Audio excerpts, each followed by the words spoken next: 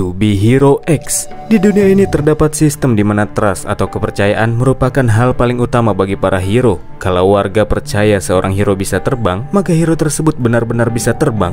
Kalau sang hero kehilangan kepercayaan dari warga, maka kekuatan hero tersebut akan menghilang. Sementara X adalah hero yang mendapatkan trust value paling banyak dari warga.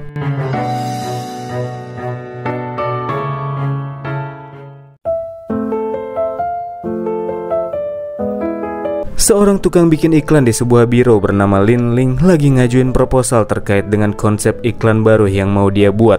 Akan tetapi si bos nggak setuju sama proposalnya.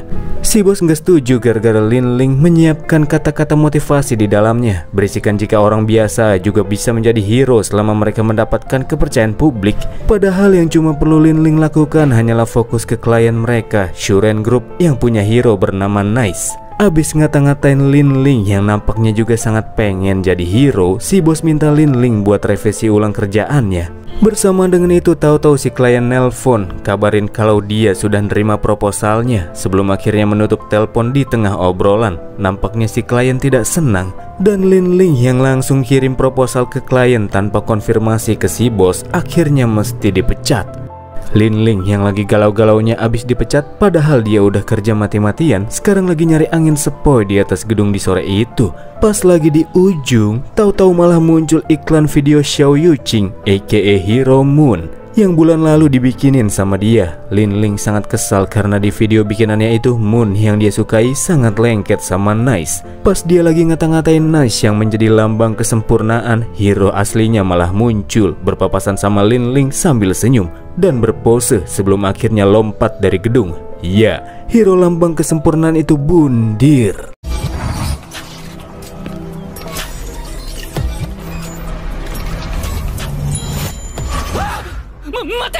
Setelah kejadian itu muncul orang-orang dari Shuren Group. Di antaranya ada cewek kacamata namanya Miss Juan, manajer hero Nice. Setelah mendapati Nice jatuh dari gedung, bodyguard Shuren Group langsung bungkus Lin Ling, satu-satunya orang yang ada di TKP. Ketika membuka kedua matanya, Lin Ling langsung diinterogasi sama Miss Juan yang memintanya untuk ngomong jujur terkait kematian Nice.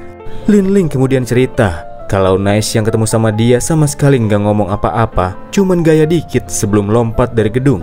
Karena Nice masih punya banyak jadwal acara yang gak bisa dibatalin, berikut dengan Miss Juan yang lihat kalau Lin Ling ini agak mirip sama Nice. Pada akhirnya Lin Ling pun dipoles sampai dia jadi mirip sama Nice. Dan mulai dari sekarang Lin Ling akan menggantikan hero tersebut. Sedangkan Nice asli kematiannya akan dipalsukan, jadi Lin Ling yang masuk berita gara-gara bundir. Hari-hari Lin Ling lewati dengan berbagai macam latihan yang cukup ketat. Selama berperan jadi Nice, yang perlu Lin Ling lakukan hanyalah berusaha untuk mendapatkan kepercayaan dari publik sebagai Nice. Dengan demikian maka sistem nilai trust akan naik, lalu perlahan mengubah bentuk tubuhnya seperti Nice yang asli.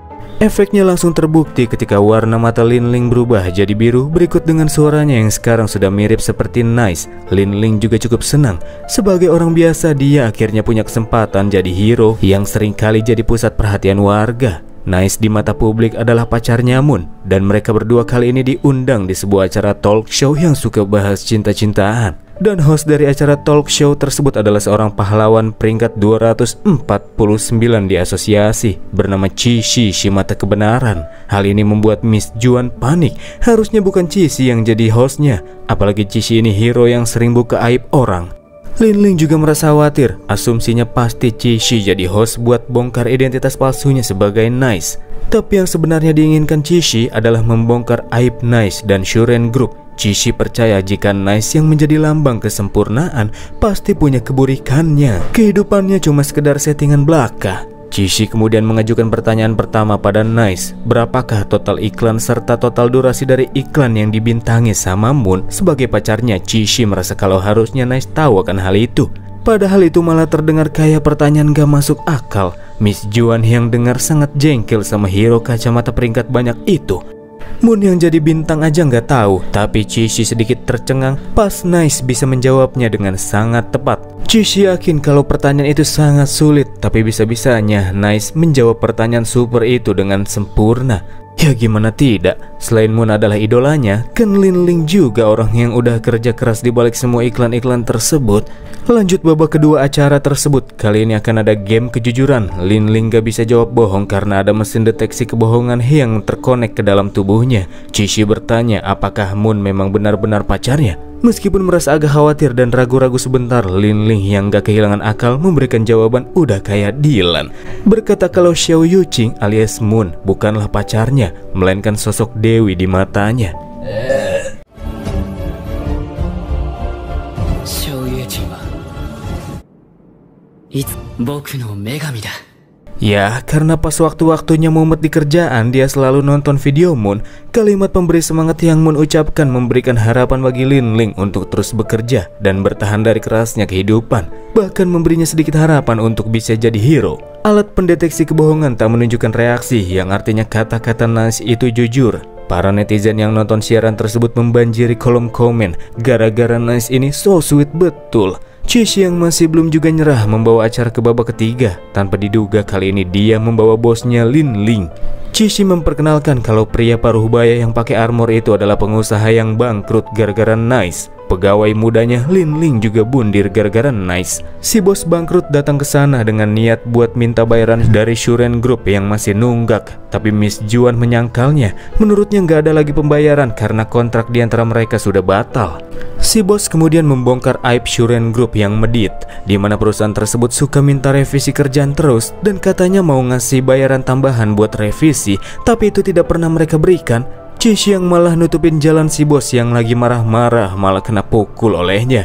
Dia terpental keras ke arah dinding. Si bos yang ngamuk membentuk cambuk untuk menyerang Nice sambil terus minta sisa bayarannya. Kekuatan yang si bos dapati terbentuk dari fear atau rasa takut, berlawanan dengan trust. Ketika warga ngeri melihatnya, maka si bos bakalan semakin kuat. Tapi Lin Ling juga jadi tambah kuat gara-gara gombalannya buat Moon sebelumnya bikin netizen makin percaya jika dia adalah sosok yang sempurna, kuat, tampan, dan putih.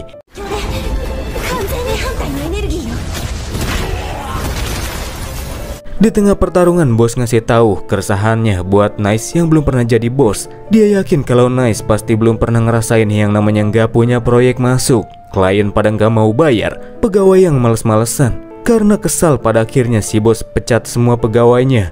Dan dari mereka lah dia berhasil mendapatkan fear, kekuatan besar yang sebelumnya tak pernah dia miliki.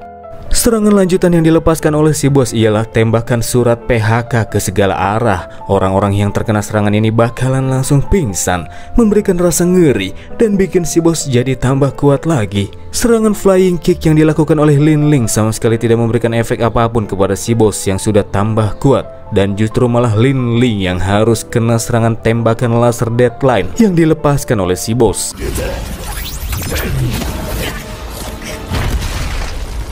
Walaupun sudah menjadi sosok hero, Lin Ling masih belum juga bisa mengalahkan bosnya. Dia mulai dilahap oleh rasa takut ketika memikirkan apakah dia benar-benar layak menjadi hero sebagai orang biasa. Namun di tengah rasa takut yang menghantuinya muncul Moon, sang dewi yang memberikan harapan kepadanya, membuatnya kembali bangkit ketika mendapatkan kata-kata pencerahan dari Moon. Lin Ling makin percaya diri kalau orang biasa juga bisa jadi hero seperti dirinya. Bersama dengan itu dia melepaskan sebuah tinju dan menerjang laser deadline punya si bos sebelum akhirnya mendaratkan tinju di tubuhnya, merontokkan gigi serta armor emasnya.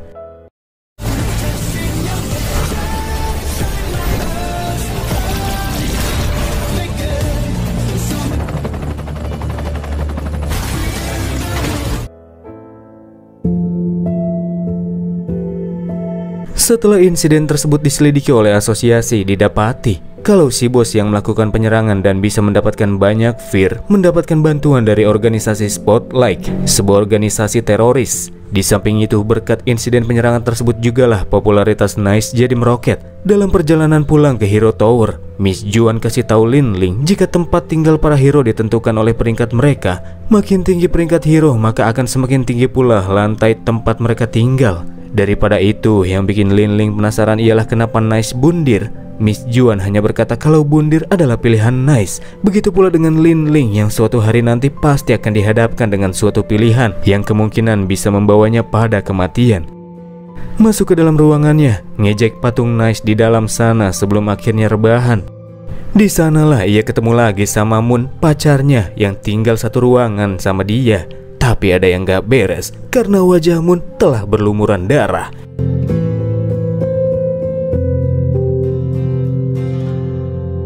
Seorang pria yang lagi nonton berita merasa jengkel dengan hubungan di antara Moon dan Nice yang semakin lengket dan mendapatkan dukungan dari warga. Nice juga katanya sudah kembali aktif setelah mengalami trauma Hero Smile. Kemungkinan besar Hero Smile yang disebutkan ialah alasan kenapa Nice yang asli bundir, teman-teman. Semacam penyakit mental gitu. Di luar hal itu, Xiao Yuqing aka Moon dulunya merupakan seorang vlogger yang suka traveling, dan ketika popularitasnya naik di mata publik, orang-orang jadi mau melihat dunia lewat dirinya. Dan sejak saat itulah Moon mendapatkan kemampuan wormhole, lubang cacing yang digunakan untuk berteleportasi. Pada suatu waktu ketika terlibat dengan seorang penjahat, Moon mendapatkan bantuan dari Nice, dan dari sanalah warga mulai pada ship-shipin mereka berdua sebagai pasangan yang sempurna. Ya tentu saja, supaya bisa dapat trust dan makin populer, keduanya lanjut pacaran.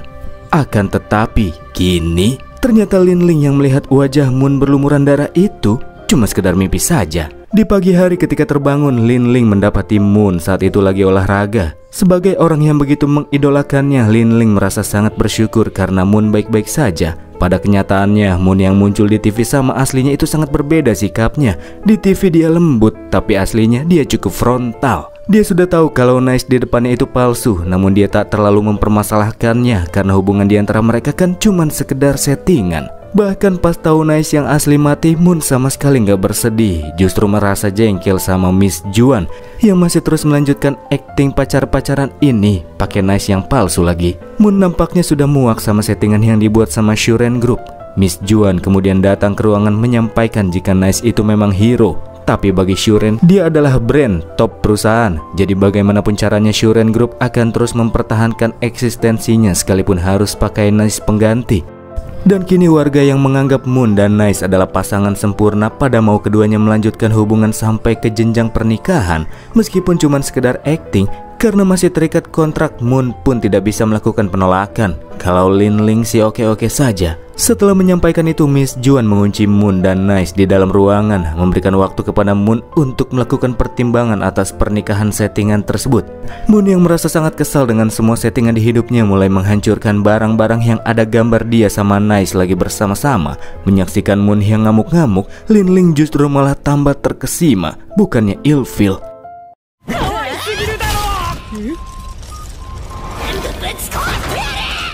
Selama dikunci di dalam ruangan, internet sama GoFood tidak bisa diakses. Moon meluapkan kekesalannya dengan lemparin patung Nice yang tidak dirinya sukai pakai makanan. Lin Ling juga menganggap patung itu jelek, dan pada akhirnya dia pun ikut lemparin patung tersebut. Dan malah berakhir dengan keduanya yang bikin rusuh di dalam ruangan, main lempar-lemparan makanan.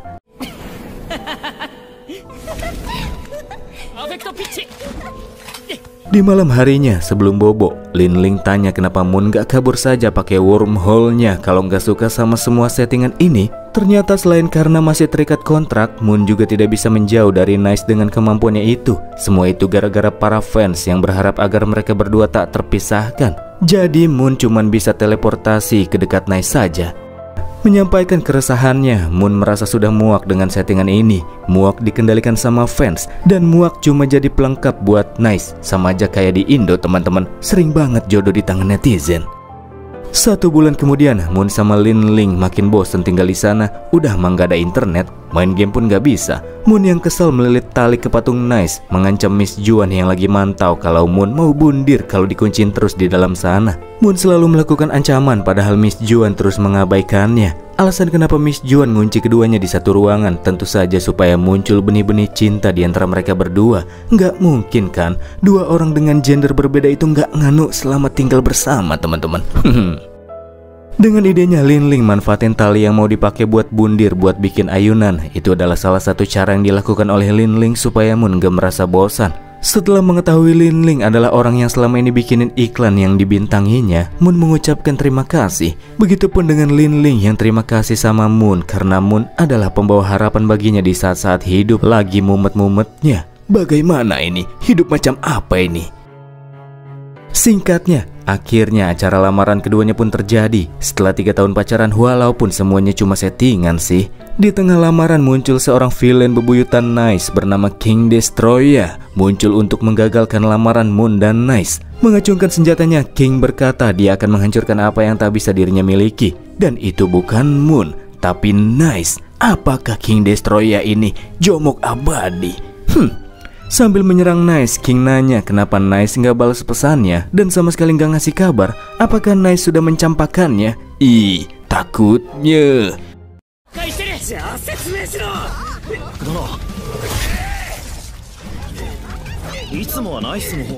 Satu minggu sebelum acara lamaran, Lin Ling mengungkapkan idenya kepada Miss Juan dan Moon. Katanya mengingat Nice adalah lambang kesempurnaan, gak mungkin dong dia nggak nikah. Tapi bakalan berbeda kalau ada yang mengganggu hubungan keduanya. Kalau ada orang ketiga, maka kisah cinta itu akan menjadi tragis sekaligus menyentuh. Itulah ide Lin Ling. Mengingat Moon sangat pengen keluar dari tempat ini, Miss Juan pun punya pengembangan dari ide awal Lin Ling tersebut. Jika saja Moon mati ketika mau lamaran, tentu kejadian tersebut akan memberikan kesan yang sangat mendalam bagi para fans mereka. Dan kalau Moon perannya dimatiin, maka Xiao Yuqing juga bisa hidup dengan bebas. Tapi yang sekarang terjadi malah di luar dari skenario. King yang diatur untuk menghabisi Moon malah terus menyerang Nice sambil melemparkan pertanyaan aneh kepadanya. Gara-gara Moon terus mengganggu perbincangan, King selanjutnya membuat tanah naik ke atas awan. Setelah tak ada yang melihat mereka berdua, King tanya, di mana Nice yang sebenarnya? Hanya dengan beberapa pertanyaan, King bisa langsung tahu kalau Nice di depannya itu cuma pemeran pengganti semata. Ketika Moon kembali muncul dan mendapatkan serangan dari King, dia sangat senang. Akhirnya situasi mulai berjalan sesuai naskah. Tusuk aku dong, kata Moon. Melihat keadaan King, Lin Ling takut jika dia bakalan benar-benar membunuh Moon. Dan pada akhirnya dia pun harus memberitahukan jika Nice yang asli itu sudah bundir.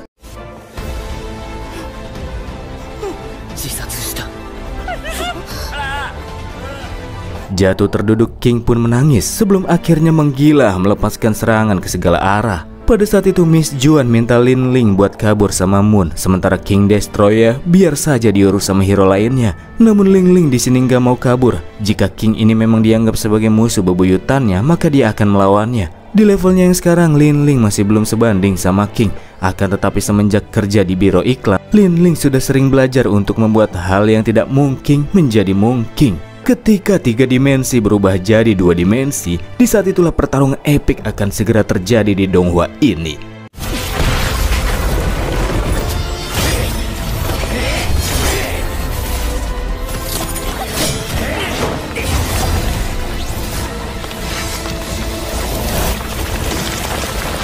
Dalam pertarungan tersebut, Lin Ling melakukan combo sama Moon dan keduanya pun berhasil mengalahkan King Destroyer. Dari pukulan terakhir yang terdaratkan, King semakin yakin kalau Nice yang dia lawan itu memang bukan Nice yang pernah dia kenal. Ternyata dulunya dia sama Nice adalah bro yang sama-sama pengen jadi hero. Tapi pas dapat kesempatan, peran mereka berdua malah saling bertolak belakang. Sementara Nice jadi hero, King jadi villainnya, membantu Nice untuk bisa mendapatkan trust. Ketika mereka berdua sudah jarang bertemu, King merasa ada yang janggal. Nice sama sekali tidak pernah membalas pesannya ataupun mengirimkan kabar. Padahal sesibuk apapun Nice, biasanya dia akan selalu kasih kabar buat bronya itu. Dan kini semuanya sudah terjawab. Kematian Nice adalah akhir dari perjalanan hero-nya, pun sama bronya yang satu ini. Bersamaan dengan munculnya darah di dada Moon, dia pun jatuh ke bawah dalam keadaan setengah sadar. Ia mendapatkan luka fatal dari serangan terakhir King. Lin Ling yang panik dewinya mau meninggoy langsung mengangkut tubuhnya, berharap agar Moon bisa bertahan sampai dia bisa mendapatkan pengobatan. Lin Ling memang panik beneran, padahal itu semua juga settingan teman-teman. Darah di tubuh Moon itu adalah properti yang disiapin sama Miss Juan. Karena peran Moon akan segera berakhir, sebagai Xiao Yuqing dia mengucapkan terima kasih buat Lin Ling yang akhir-akhir ini mau dengerin keresahannya. Bahkan memberikan hiburan buat Yuqing pas lagi merasa bosan. Hari-hari selama mereka berdua dikunci lebih asik daripada tahun-tahun settingan yang wanita ini lalui sama Nice yang asli. Dan kemudian Moon pun pura-pura mati. Sedangkan Lin Ling, dia sih bukan settingan ini. Set beneran dia tuh gara-gara harus pisah sama Moon. Miss Juan gak nyangka kalau acting Lin Ling sangat bagus sampai bikin dia juga ikut nangis.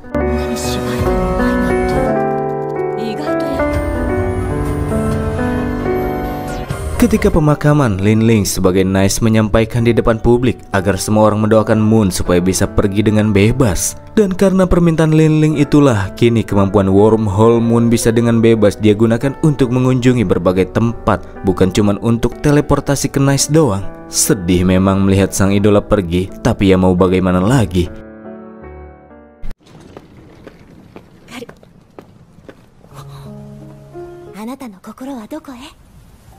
Sementara itu di tempat lain, setelah melihat video acara talk show sebelumnya, Chishi Shimata kebenaran mulai merasa ada yang aneh ketika Nice deg-degan pas lihat bos.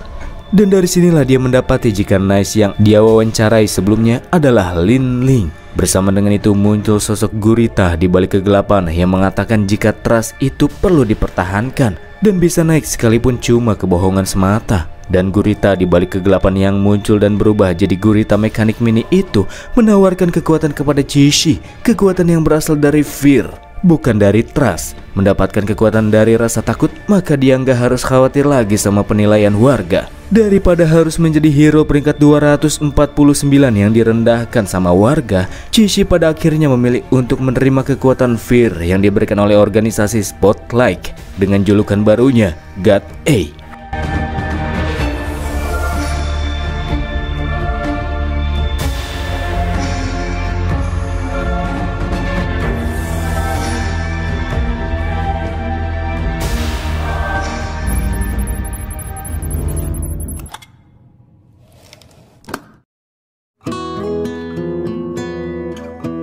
Beberapa waktu kemudian, Miss Juan yang mendapatkan informasi lokasi dari sosok villain bernama Mad Wolf akan mengirimkan Nice untuk mengurusnya. Mad Wolf akan dijadikan sebagai batu loncatan bagi Linling agar posisinya dalam asosiasi hero bisa naik ke peringkat 10 dari yang sekarang 15, menggeser hero bernama Verman. Verman ini dulunya merupakan seorang petugas pemadam kebakaran. Pada suatu insiden kebakaran dia menerobos ke dalam sebuah ruangan, menemukan seorang bocah lalu melakukan pertolongan. Aksinya tak berjalan mulus ketika reruntuhan bangunan besar terjatuh, mengharuskannya untuk menopang reruntuhan tersebut agar si bocah tetap aman. Berita tersebut berhasil menggemparkan warga yang mulai memberikan kepercayaan kepadanya sebagai sosok yang tak pernah tumbang. Saat itu pula Verman mendapatkan sponsor dan produser sebagai hero. Posisinya juga melesat ke peringkat ke-10 ketika Verman berhasil mengalahkan super villain bernama Shadow. Shadow adalah villain yang sangat wush-wush sampai-sampai tak ada hero yang bisa mengejarnya. Saat itu paman pemadam keluar dari coffee shop gara-gara gak dapat sinyal. Dan kebetulan Shadow yang meluncur dengan kecepatan tinggi dan lagi nongok ke arah belakang karena gak pakai spion nabrak paman pemadam. Tubuh Shadow langsung hancur gara-gara tabrak lari itu. Setelah masuk peringkat 10 besar, paman pemadam aka Verman diberikan sebuah misi penting, menjadi tumpuan untuk menggerakkan batu terberat di dunia. Batu berat tersebut digunakan untuk membuat patung dirinya, sengaja dibangun di area alun-alun asosiasi sebagai simbol pahlawan. Pada saat acara peresmian patung pahlawan, bocah yang telah membuat paman pemadam jadi hero pun diundang. Bocah tersebut memberikan syal merah kepadanya. Tapi karena Verman yang tak pernah tumbang gak bisa bungkukin badan, pihak asosiasi mesti membantunya. Linling heran, padahal kan dia dan Verman itu masih satu agensi. Terus kenapa dia harus melampaui peringkatnya? Ya tentu saja ini semua agar Linling semakin dekat dengan gelar X yang cuma dimiliki oleh satu orang hero. Di lain hal, Verman sendiri juga tidak bisa mengatasi Mad Wolf karena villain satu itu sembunyi di dalam saluran gorong-gorong kota bawah tanah. Karena warga percaya Verman adalah hero yang gak bisa tumbang dan terus berdiri tegak, dia jadi gak bisa membungkuk dan merangkak, makanya gak bisa masuk gorong-gorong dia tuh.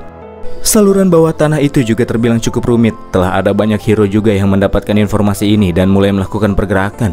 Tapi karena jalurnya yang cukup sulit, banyak dari mereka yang kesusahan nyangkut di saluran sempit bahkan nyasar di sana. Dijelaskan pula bahwa Mad Wolf ini tak pernah melakukan kekerasan secara fisik, hanya saja dia menanamkan sebuah gagasan di hati orang-orang dan mendapatkan fear dengan cara membuat buku bergambar yang diproduksi secara massal. Buku tersebut telah memutarbalikkan citra Verman. Di situ Verman digambarkan sebagai hero yang dapat tumbang, bahkan muncul sebagai serigala yang jahat. Mad Wolf mengincar citra Verman di hati masyarakat dan Verman gak bisa berbuat apa-apa gara-gara Mad Wolf sembunyi terus di bawah tanah.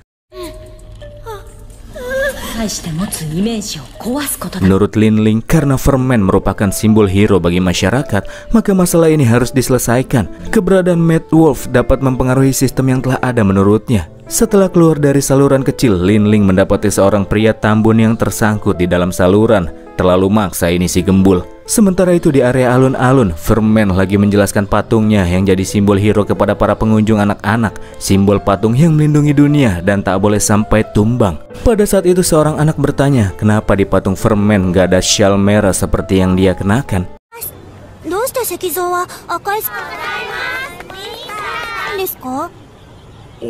Kita kembali ke Linling. Setelah nyelamatin gembul, dia minta maaf karena sudah bikin celana gembul melorot pas lagi narik dia yang nyangkut. Nggak masalah sih, kata gembul. Sebagai hero tanpa nama, gembul berniat mau pergi saja karena sudah ada Nice yang lebih pro di sana. Tapi tiba-tiba si gembul malah nyerang dari belakang. Terpaksa Linling harus menghajarnya, bikin si gembul kembali nyangkut di saluran yang sempit sebelumnya. Ya, inilah kehidupan hero. Selama ada kesempatan, seorang hero tidak akan membiarkan hero lain naik daun. Menelusuri saluran, akhirnya Linling menemukan persembunyian Mad Wolf. Selain menemukan beberapa barang normal di sana, ditemui pula buku gambar hitam. Namun isinya sangat berbeda dengan yang selama ini diproduksi sama Mad Wolf. Dari perjalanan ini, Linling merasa ada yang aneh. Kenapa lokasi yang selama ini sangat rahasia tiba-tiba didapatkan oleh para pahlawan di waktu yang bersamaan? Ternyata semua itu hanya jebakan. Di arah lain, Linling mendapati sebuah bom menempel di dinding yang tak lama lagi akan meledak. Dan boom! Ledakan yang tercipta merembet mengarah ke alun-alun kota. Permukaan jalan mulai pada ngangkat gara-gara efek dari ledakan, dan terus bergerak ke arah di mana patung Fermen berada. Fermen yang menyadari hal ini dengan sigap meminta semua orang untuk berevakuasi. Tapi anak yang sebelumnya nanya ke si hero jatuh tersungkur sebelum bisa pergi ke tempat yang aman. Permukaan tanah yang mengangkat karena efek ledakan membuat patung besar itu jatuh. Dan dengan sigap, Fermen langsung menggunakan kekuatannya untuk menopang patung yang katanya pakai batu terberat di dunia tersebut sebelum menggeprek si bocil.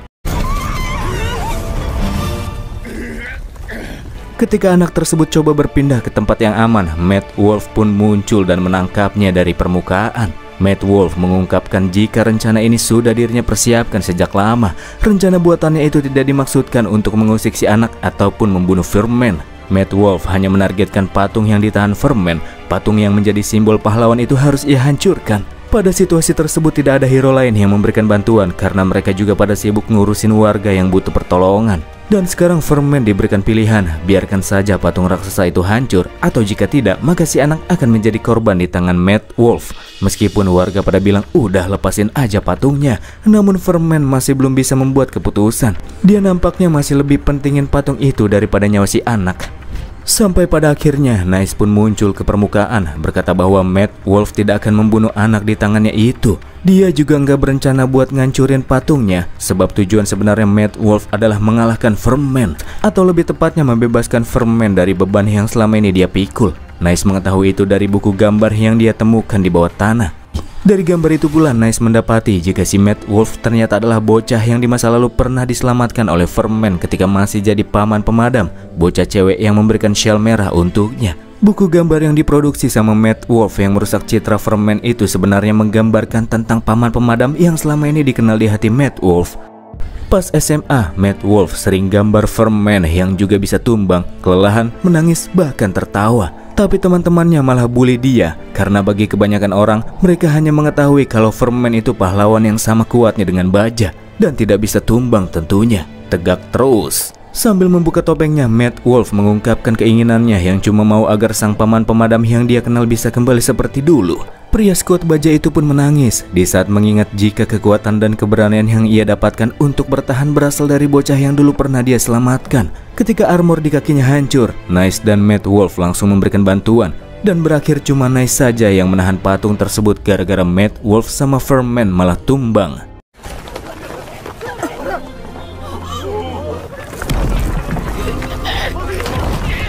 Miss Juan yang datang menyaksikan perjuangan Nice disemangatin sama warga yang sedang melihatnya. Kemudian dia memanfaatkan kesempatan tersebut melakukan live streaming supaya semakin banyak warga yang melihatnya. Live streaming yang langsung dipenuhi oleh banyak penonton tersebut dibanjiri dengan komentar semangat kepada Nice.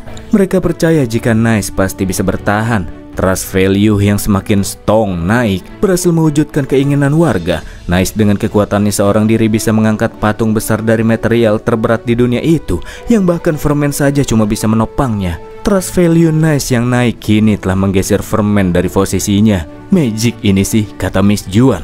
Nice akhirnya kini sadar seberapa berat beban yang selama ini dipikul sama Ferman. Itu benar-benar berat. Dan insiden tersebut mengakhiri sosok hero yang dianggap tak pernah tumbang. Pindah ke Hero Tower, Lin Ling mengunjungi Ferman yang lagi kemas barang-barangnya. Selain telah memutuskan berhenti jadi hero, ruangan tersebut nantinya akan digunakan sama Lin Ling yang naik ke peringkat 10.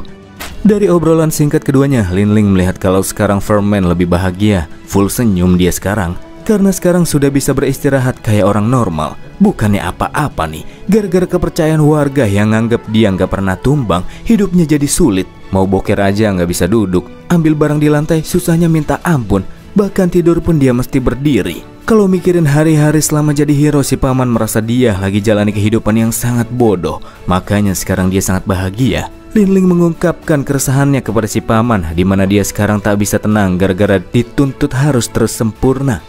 Sebelum paman pemadam pergi, Lin Ling mengungkapkan kalau sebenarnya dia bukan Nice. Dan kata si paman, tak peduli siapapun kau, jadilah dirimu sendiri. Sama seperti Moon yang menjadi dirinya sendiri, dia cuman pengen nikmatin indahnya dunia, pergi kemanapun dia mau. Terus gimana sama Lin Ling yang perlahan mulai memudar? Apakah dia akan menjadi seperti Nice yang dituntut untuk sempurna dan malah kehilangan keasliannya? Di malam itu tiba-tiba muncul sebuah siaran langsung yang cukup mencengangkan warga. Moon yang dianggap sudah mati oleh publik malah kembali terlihat. Dia kini ditawan oleh God A alias Chi-Shi yang masih dengan tujuan sebelumnya, membongkar aib hero yang katanya sempurna dan kini berada di peringkat 10. Nice.